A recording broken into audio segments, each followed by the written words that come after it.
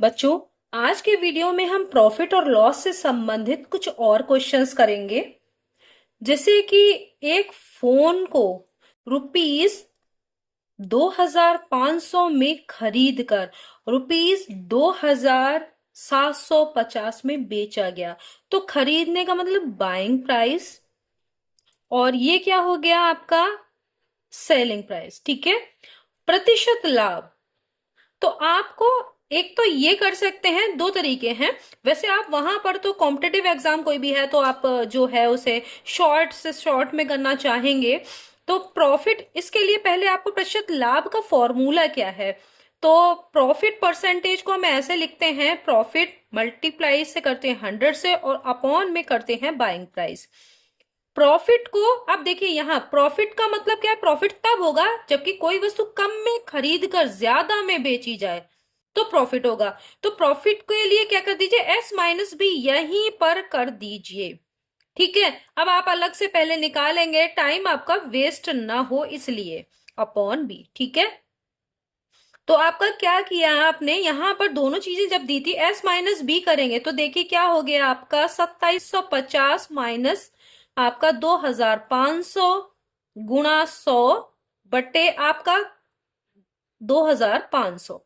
अब यहां पर ये देखिए, यहां से हम इसको यहां पे कर लेते हैं। तो यहां पर आपका बचा तो क्या होगा कि 2750 में से जब 2500 घटाएंगे तो आपका 250 बचेगा गुणा 100 और बटे में आपका आ गया 2500।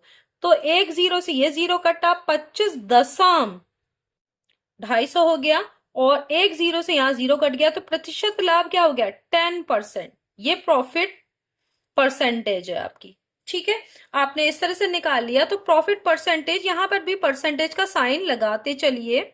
ये देखिए, तो आपका ये 10% का प्रॉफिट परसेंटेज आपका यहां से ऐसे निकला है।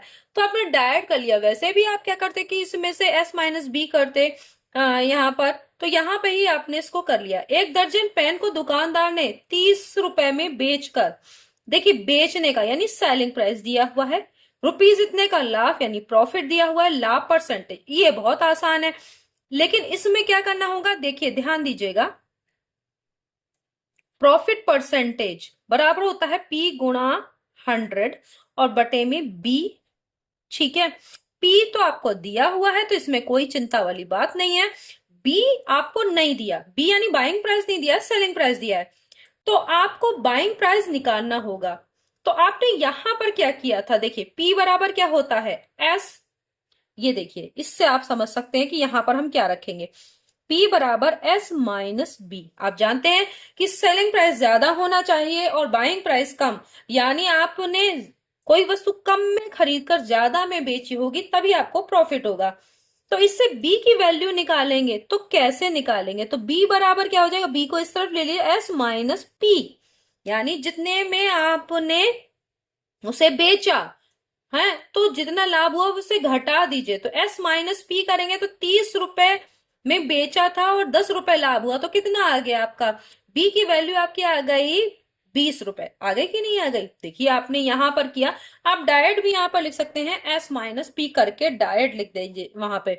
तो अगर अगर इस तरह से करेंगे तो एस की वैल्यू है 30 रुपए और ये है प्रॉफिट है 10 रुपए, तो उसे रुपीज 20 का जो है उसने खरीदा था। ठीक है। तभी तो 30 रुपए में बेचा तो 10 रुपए लाभ हुआ, ये तो आपको समझ में ही आ रहा होगा। तो यहां पर आप क्या क्या करेंगे, अपॉन बी की जगह पे यहां पर ही एस माइनस पी कर सकते हैं, क्योंकि दो चीजें, तीन में से दो चीजें पता हो तो तीसरी आराम से निकाली जा सकती है। पी की जगह पे आपको 10 रखना है, ये 100 हो गया और बटे में एस माइनस पी करेंगे तो कितना आ जाएगा, आपका आ जाएगा 20। और ये परसेंटेज तो 10 दूनी 20, आप तो समझ ही रहे हैं, दो से यहां पर कितना हो जाएगा, 50%। भाई 100 का आधा करेंगे तो कितना हो गया, 50। तो ये आ गया आपका। एक व्यक्ति ने एक पुरानी साइकिल, अब ध्यान दीजिएगा, खरीदी इतने रुपए में और मरम्मत पर भी 50 रुपए खर्च किए, तो टोटल उसे पूरा क्रय मूल्य क्या हो गया, यानी खाली इसमें क्या, क्योंकि उसने मरम्मत भी करी तो अब पैसा उसका ज्यादा, पूरा टोटल उस पर कितना पैसा खर्च हुआ है एक पुरानी साइकिल को खरीदने में, 450, और जो मरम्मत कराने का व्यय आया वो भी। तो टोटल इन दोनों को जब जोड़ेंगे तो वो बी होगा। तो ये बी यानी बाइंग प्राइस में आपको क्या करना है, ये 450 ये और 50 रुपए का मरम्मत वाला व्यय ये भी करना है। तो आपका ₹500 जो है वो बी हो जाएगा। यदि उसे साइकिल को, अब देखिए एस का मान क्या है, 600 में बेचा, तो जो ₹600 है वो एस हो गया। लाभ प्रतिशत, लाभ क्या हो जाएगा, प्रॉफिट बराबर हो गया होता है एस माइनस बी। तो 600 में से 500 घटाएंगे तो कितना आ जाएगा, 100। कितना, 100 रुपए, ₹100। लाभ प्रतिशत अब आराम से निकाल सकते हैं। प्रॉफिट परसेंटेज का फॉर्मूला है, क्या करेंगे, P इंटू 100, P आपको पता ही चल गया, और अपॉन B। ठीक है, तो P कितना है, 100 और गुणा में 100, B का मान कितना है, 500, ये आपने कर दिया। ठीक है, 2 जीरो से 2 जीरो कटा, 5 से 5 दूनी 10 और ये 0 यानी 20% का उसे लाभ हुआ। ठीक है, ऐसे निकलेगा।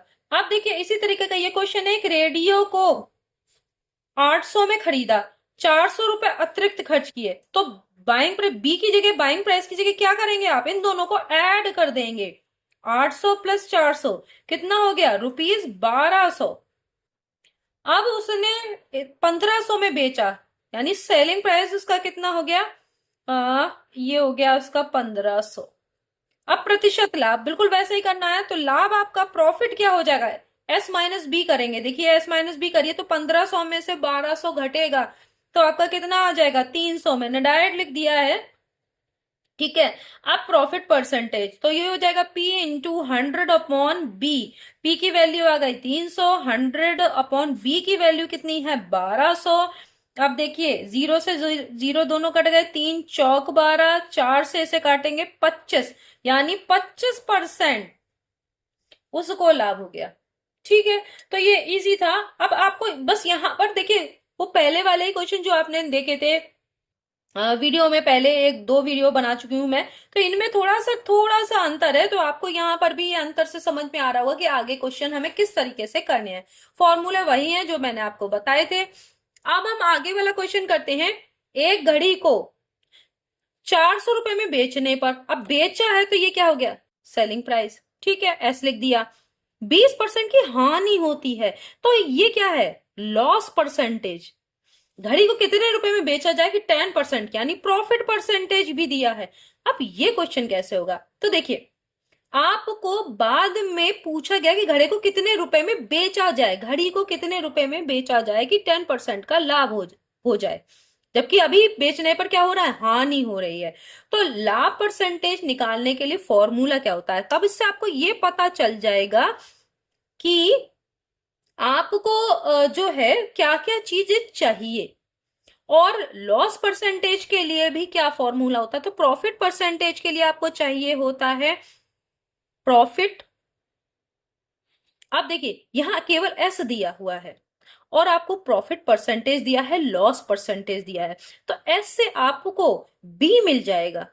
देखिए इस वाले फॉर्मूले को आपको देखा होगा, प्रॉफिट परसेंटेज का होता है ये वाला फॉर्मूला अपॉन बी, ये होता है। बी आपको चाहिए ही चाहिए। तो एक और मैंने फॉर्मूला बताया था जिसमें कि लॉस परसेंटेज और प्रॉफिट परसेंटेज का होता है, जिसमें कि आप बाइंग प्राइस यानी क्रय मूल्य निकालते हैं।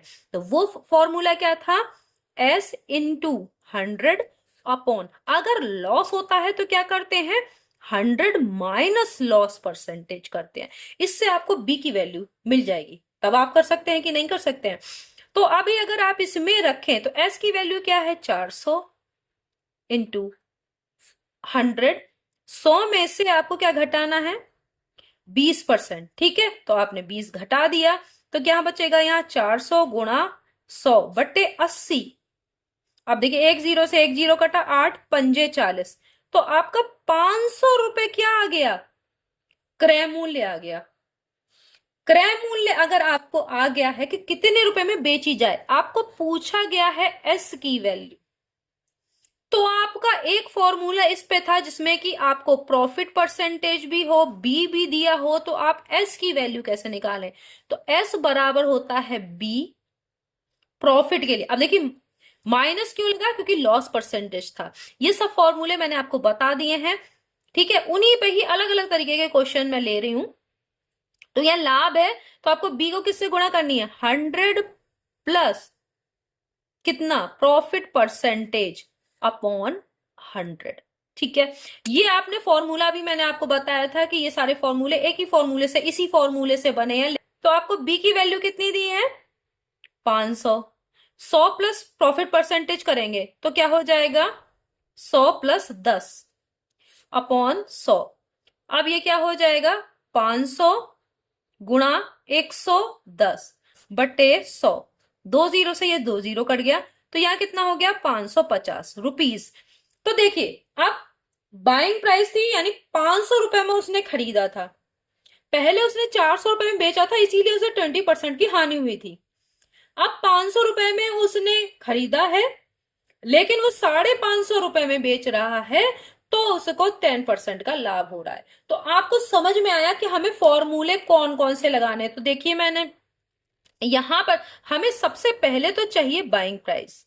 तो आपने चूंकि ये एस दिया हुआ था, एल परसेंटेज यानी लॉस परसेंटेज दिया था, तो आप इससे बी की वैल्यू निकाल लेंगे, और फिर बी की वैल्यू और पी की वैल्यू आपको प्रॉफिट परसेंटेज आपको पता था, तो आपने एस वाला डायरेक्ट फॉर्मूला लगा दिया। तो आपको कुछ फॉर्मूले याद कर लेने चाहिए ताकि आप उसे डायरेक्ट लगा के कम टाइम में कर पाए।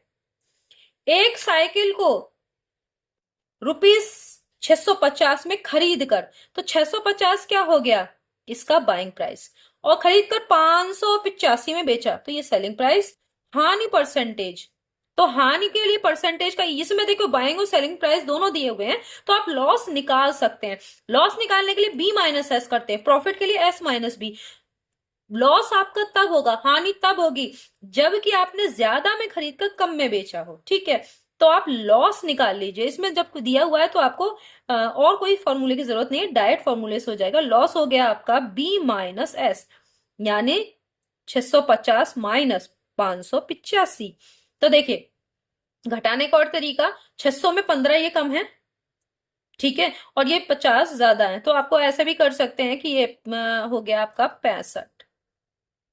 ठीक है, 15 जोड़ दिए 50 में, तो ये हो गया आपका 65 रुपए का आपको लॉस। ठीक है, अब लॉस का आपको क्या करना है, परसेंटेज। तो लॉस परसेंटेज निकालें, लॉस गुणा 100 बटे क्या होगा, बाइंग प्राइस, और इस पे प्रतिशत का निशान लगाएंगे, आप चिन्ह लगाएंगे। यहाँ पे एल की जगह पे क्या आया है आपका 65 लॉस, और 100 अपॉन बी, बाइंग प्राइस क्या था 650। 65 को 10 से करेंगे और ये 0, ये आपका आ गया 10%। अगर किसी व्यक्ति ने 650 में कोई चीज खरीदी है और 585 में उसे बेच रहा है, तो हानि कितनी होगी, 10% की। कोई भी चीज हो, चाहे साइकिल हो, यहाँ साइकिल दी है, कोई और भी चीज हो, तब भी ऐसे ही होगा। किसी वस्तु को 1000 रुपए में बेचने पर सेलिंग प्राइस, 200 रुपए की हानि यानी लॉस। तो आपको सबसे पहले तो बी निकाल लेना, यानी उसने खरीदी कितने में थी, तो खरीदी कितने में थी। आपको अभी पता है कि लॉस कब होता है, लॉस जब होता है जबकि बाइंग प्राइस ज्यादा हो और सेलिंग प्राइस कम। तो अगर आपको बी निकालना है तो क्या करेंगे, एल प्लस एस जोड़ देंगे, क्योंकि एस इस तरफ जाएगा तो जुड़ जाएगा। यानी लॉस आपको हुआ था 200 का, और 1000 रुपए इसमें बेचने वाला मूल्य है। ठीक है, विक्रय मूल्य जोड़ दिया तो आपका खरीदने का मूल्य कितना हो जाएगा, यानी खरीदा कितने में था, 1200 रुपए में। 1200 रुपए में कोई चीज खरीद कर 1000 में बेचोगे तो 200 रुपए की हानि होगी ना। तो ये निकल आया आपका उसकी हानि का प्रतिशत। अब तो आपको लॉस परसेंटेज आराम से निकल आएगा, क्योंकि लॉस गुणा का लॉस परसेंटेज क्या होता है, एल को मल्टीप्लाई करेंगे 100 से अपॉन बी, परसेंटेज का साइन। एल कितना है आपको पता ही है, 200। 100 बटे बी की वैल्यू क्या है, बी आपने अभी 1200 रुपए निकाला है। 2 जीरो से ये 2 जीरो कट गया, 2×6=12। ठीक है, फिर 2 से कटेगा, 2×3=6, यहाँ पे 2×3=6 हो जाएगा, और यहाँ पे कटेगा 50, हो गया। अब इसके बाद ये परसेंटेज, यानी 50/3%। अब इसको आप और सॉल्व कर सकते हैं, 3×1=3, फिर बचा 20, 3×6=18, बचे 2/3, 16 सही 2/3% की हानि होगी। अगर कोई वस्तु 1000 में जो बेची जाए, यानी 1200 उसका मूल्य हो, उसे 1000 में बेच दे रहे हैं, 200 रुपए की हानि उठा रहे हैं, इसका मतलब हानि का परसेंटेज 16 सही 2/3% है। तो अभी इसी तरीके के कुछ और नए सवाल लेकर फिर से आऊंगी अगले वीडियो में। आप देखना ना भूलिएगा। तब तक के लिए धन्यवाद।